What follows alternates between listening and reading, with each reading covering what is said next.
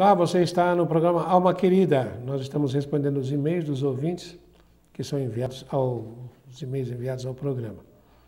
Temos aqui um e-mail para a Alma Querida. Não diz aqui quem foi que enviou. Olá, doutor Adão. Olá, Alma Querida. Parabéns pela clareza de suas colocações. Realmente você é uma luz neste mundo de tantas incertezas. Oh, meu Deus. Gostaria muito de saber se o senhor faz alguma atividade junto à população carente, algum tipo de assistência gratuita. Se sim, aonde e quando? Um grande abraço. Alex, está escrito aqui, Alex. Alex, nós temos uma instituição que é o Instituto Fraternal de Laborterapia, que fica na rua Santo Amaro, 244, ali perto da Federação Espírita em São Paulo, em frente à Câmara dos Vereadores, praticamente. Lá o IFL, o telefone é 3101-5533. 3101-5533. Lá há uma equipe de psicólogos que eles fazem um trabalho social. Não é um trabalho gratuito, porque eu sempre digo, e orientei lá, eles fazem isso sob minha supervisão. Orientei que não é gratuito, alguma coisa precisa se fazer. Eu nunca fiz terapia gratuita. Certa feita, eu fazia terapia para uma moça, ajudava uma mulher, eu perguntei como é que ela podia pagar. A única coisa que ela podia fazer era, ela sabia fazer bolos. Então eu pedi que ela trouxesse um bolo em cada sessão. E ela trazia uns bolos que nem os meus cachorros na fazenda lá no interior onde eu trabalhava conseguiam comer, mas ela trazia. E com esta moça aconteceu uma coisa muito interessante. Um dia, uma cidadã muito rica encontrou-se com ela na recepção e começaram a conversar. Depois, a ricaça veio me questionar dizendo como é que ela pagava tão caro e a outra pagava tão barato. Porque, afinal de contas, a outra só levava um bolo, né? Por que essa disparidade de preços? Antes dela falar que pagava muito caro, eu disse, por quê? Só porque você paga muito menos que ela? Como eu pago muito menos? Eu pago muito mais caro. Falei, não. Você faz um cheque e me dá uma folha de papel e, na realidade, nem sabe de onde vem esse dinheiro. Seu marido que ganha tudo. Tá? Você nem sabe de onde vem o dinheiro. E é só este o empenho que você tem na terapia. Esta não. Ela vai ao supermercado, ela compra farinha, pensando no problema dela e na terapia. Ela compra óleo, compra ovos, ela em casa trabalha, ela faz um bolo. Que, se não for dos melhores, é alguma coisa que ela fez e que se empenhou pela terapia. É por isso, meu caro Alex, que fazer um trabalho desse, totalmente de graça, não é possível, fica muito infrutífero. Já trabalhei com grupos quase dessa forma, mas eles tinham uma obrigação semanal e tinha alguém no grupo que se encarregava, eu não recebia nada, mas alguém no grupo se encarregava de fazer a cobrança. E a cobrança era, você foi à penitenciária essa semana, você ajudou na sopa dos pobres, você fez isso, alguma coisa é preciso que a pessoa faça. Porque essa história de querer receber tudo de graça e receber do céu, acaba sendo infrutífero, como se estivesse caindo do céu. Então, IFL, Instituto Fraternal de Laborterapia, Rua Santo Amaro 244, o telefone é 3101-5533. 0 operadora 11, 3101-5533. Também o IFL, você não vai encontrar lá só a equipe de psicólogos que atende a população, porque eles lá estão organizados basicamente para atenderem aqueles que demandam o IFL, que é uma instituição para cuidar de alcoólatras e toxicômanos. Então lá também tem reunião de apoio, tem orientação para os familiares. Então, o que você pode fazer é procurar o IFL. Há muitas outras instituições que também fazem isso, mas aquela de que eu participo é o IFL, do qual eu sou diretor. Esse e-mail, deixa eu ver, permite divulgação do nome? Sim. É da Yane Deise da Silva. Yane Deise.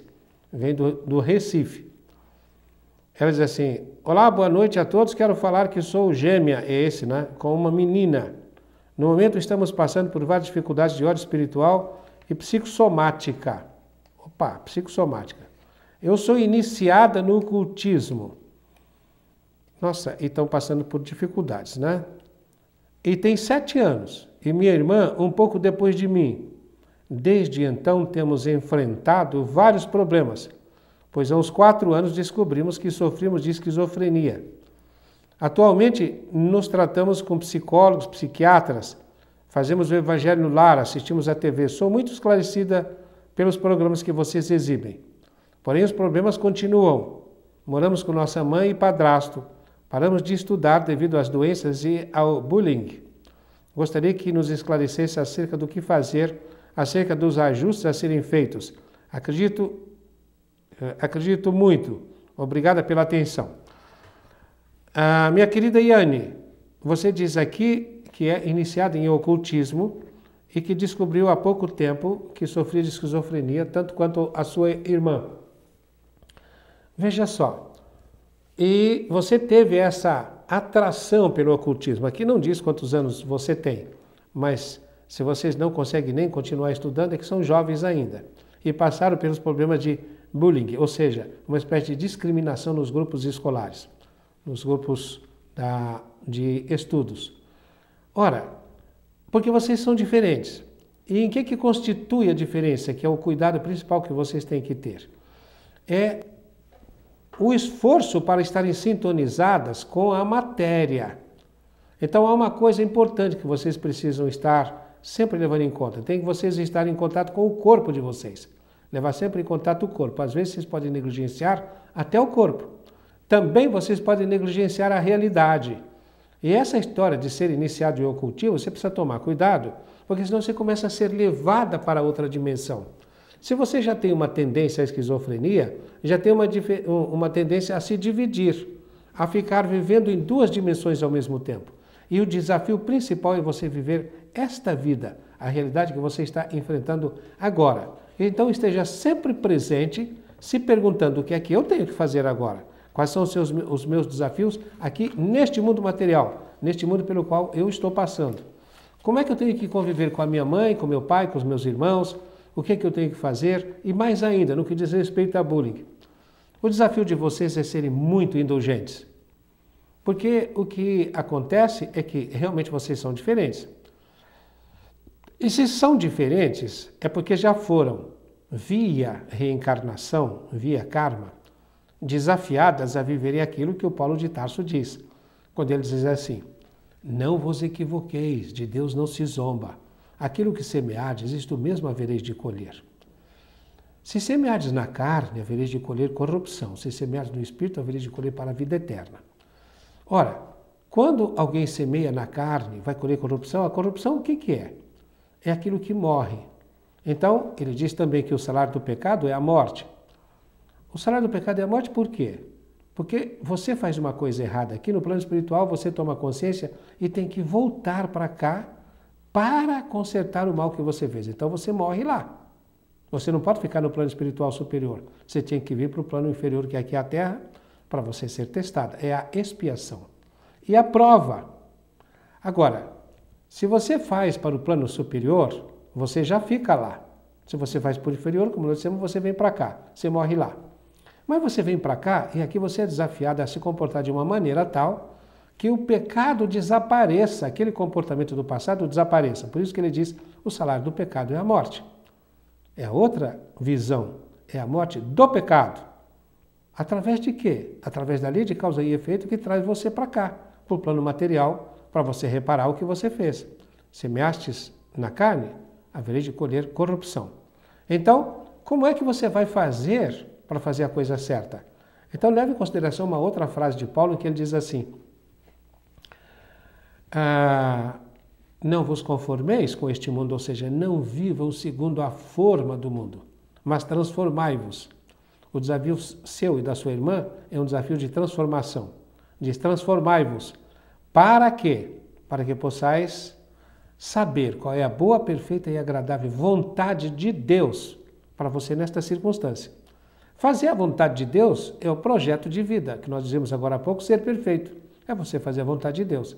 Amá-lo acima de todas as coisas e ao próximo como a si mesmo. Então, amar o próximo como a si mesmo. Você precisa amar até essas pessoas que foram os protagonizadores do bullying, de que você e sua irmã foram vítimas. Vocês precisam tomar cuidado para não negligenciar o corpo, não negligenciar essas coisas que nós dissemos, porque o desafio é maior. Como eu disse, né?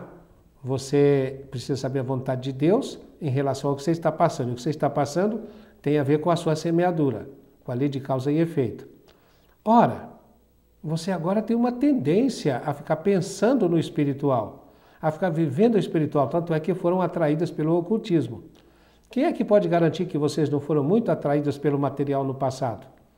E agora, como vocês são diferentes, vocês têm uma sensibilidade para sentirem o espiritual, vocês são diferentes das outras pessoas. Então, elas acabam como que atanazando a vida de vocês, que é o bullying, porque vocês passaram e provavelmente ainda passem. Então, vocês têm muita sensibilidade. Se conseguirem levar isso em conta e desenvolver uma faculdade que vocês negligenciaram no passado, que é a vontade, que é a capacidade de fazer o que é certo, vocês terão muito o que fazer no mundo e que aprender no mundo e que beneficiar o mundo e a todos nós que estamos aqui, que somos habitantes deste mundo. Temos agora um e-mail. Esse vem, não diz aqui nem de onde, não sei de onde vem.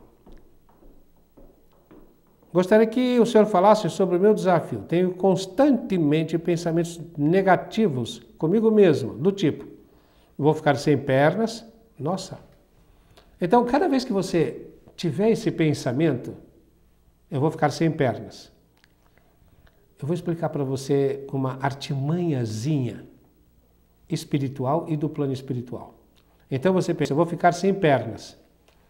Imagine que você tenha, de alguma forma, quebrado as pernas de alguém em outra encarnação. Como está escrito aquilo que você semeia, você tem que colher. Se você não nasce sem pernas para pagar isso, você nasce com o dever de ajudar muita gente a andar, porque o amor cobra a multidão de pecados. Então você não tem necessariamente que perder as suas pernas, mas vai ajudar alguém a andar. Só que aqueles amiguinhos que você prejudicou do passado, eles têm essa imagem da sua mente que eles leem, eles têm acesso à sua mente. E aí eles veem que você tem uma culpa relacionada com a questão pernas. Aí o que eles fazem? Eles disparam, através da indução deles, a revivência dessa imagem na sua mente. E quando você vive essa imagem, você entra em contato com a lei de causa e efeito. Nossa, eu vou ficar sem pernas. E o ficar sem pernas é você ver alguém que ficou sem pernas e com quem você tem responsabilidade. Eu vou ficar sem pernas. Então você começa a imaginar que está sem pernas. O que você pode fazer no momento desse? Imediatamente faça uma visualização. Vamos admitir que você tenha 35 anos. Imagine-se no seu velório. Pode imaginar o seu velório. E aí você decide se você quer morrer com 70, 80 ou 90, e lá no velório você está bonitinha no caixão com as pernas, direitinho. Ou senão você imagine aos 70 você dançando numa festa, num baile, você dançando gostosamente. Ou senão você pode imaginar de uma maneira mais próxima, a semana que vem, quando você pensa que vai ficar sem perna, veja assim, na semana que vem, indo a uma festa e você dançando gostosamente. Então, imediatamente faça uma visualização contrária. Porque quando você imagina que você está sem pernas, você começa a abrigar esta imagem. E depois acontece que se você sofre um acidente e perde as pernas, eu sabia. Sabia nada, você construiu. E os amiguinhos do outro lado fizeram você construir. Você pode construir o positivo também.